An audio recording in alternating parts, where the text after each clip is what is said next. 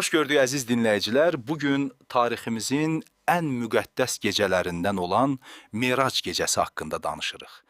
Bugün mənbələrimizdəki ən canlı və təsirli rəvayətlərdən birini Merac gecəsini, yəni o müqəddəs yüksəlişi təhlil edəcəyik.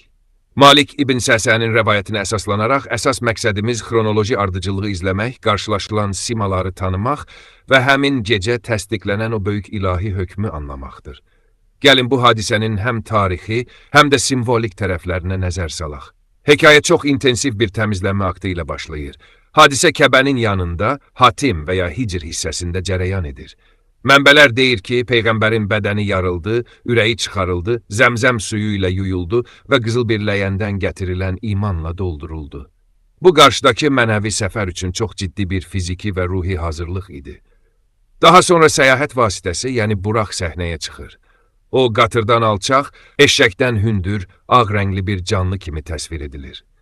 Amma ən heyrətamiz məqam onun sürətidir. Burağın hər addımı minicinin gözünün görə bildiyi ən uzaq nöqtəyə düşür. Bu detal bizə o təsəvvür edilməz sürəti mükəmməl izah edir. Səfərin özü isə Cəbrailin bələdçiliyi ilə reallaşan bir yüksəlişdir. Onlar ardıcıl olaraq 7 səma qapısından keçirlər və hər qatda xüsusi icazə tələb olunur.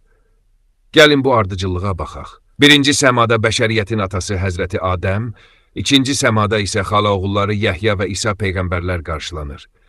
Üçüncü səmada Yusif, dördüncüdə İdris, beşincidə isə Harun peyğəmbər yer alır.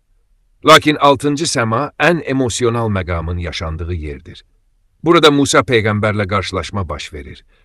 Peyğəmbərimiz oradan ayrılarkən Musa ağlayır. Bu ağlamaq qısqanclıqdan deyil, dərin bir kədərdən irəli gəlirdi. O, bu gənc peyğəmbərin ümmətindən cənnətə girəcək insanların sayının öz ümmətininkindən qat-qat çox olacağını anlamışdı.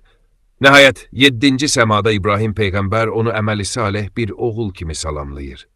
Peyğəmbərlərdən o yana keçdikdə isə simvolik zirvəyə, Sidrətül Müntəhaya, yəni son həddin sidr ağacına çatılır. Təsvirlər sürrealdır. Meyvələrin nəhəng səhər küpləri kimi, yarpaqları isə fil qulağı boyda. Bura həm də 4 çayın, ikisi cənnətdə, ikisi isə dünyada Nil və Fərat axan çayların mənbəyidir. Bu səmalarla dünyamız arasındakı birbaşa əlaqəni göstərir. Burada Peyğəmbərə bir seçim təklif olunur. Şərab, süd və bal. O, südü seçir və Cəbrail bu fitrətdir, təbii yaradılışdır. Sən və sənin ümmətin bunun üzərindəsiniz, deyərək bu seçimin təməl mahiyyətini vurğulayır. Və nəhayət əsas əmr gəlir, gündəlik 50 vaxt namaz. Düşünün, bu, təxminən hər 30 dəqiqədən bir namaz deməkdir. Bu böyük yük qarşısında Musa Peyğəmbər bir müdafiəçi kimi dövrəyə girir. O, öz təcrübəsinə əsaslanaraq xəbərdarlıq edir ki, insanlar buna tab gətirə bilməz. Beləliklə, ilahi danışıqlar başlayır.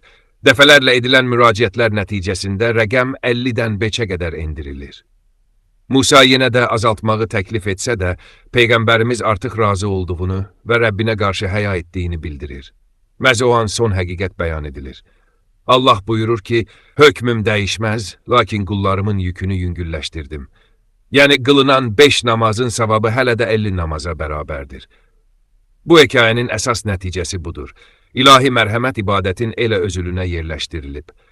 Bu səyahət sadəcə bir görüntü deyildi. O, İslamın mütləq sütunlarından birini bərqərar etdi. Sonda sizi bir sualla baş-başa buraxmaq istəyirəm.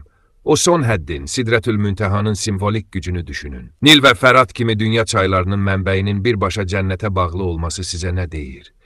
Həyatınızda və öyrənmə prosesinizdə hansı sərhədlərdə dayanırsınız və görəsən o sərhədlərin o tayında nələr var?